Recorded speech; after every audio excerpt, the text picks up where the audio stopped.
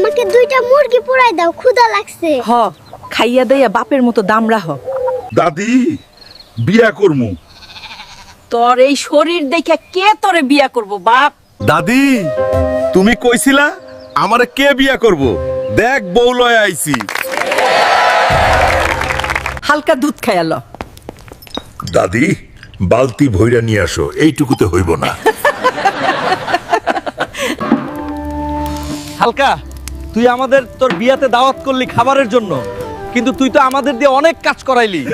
আরে দোস্তদের দল, যত কাজ করবি তত ক্ষুধা লাগবে, বেশি খাইতে পারবি।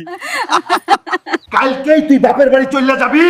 তোর কত বড় সাহস, তুই আমারে মশারি টানাইতে কস? বাবা, সারা জীবন তুমি অনেক খাইছো, এবার আমারে খাইতে দাও। হ ঠিক কইছস বাপ।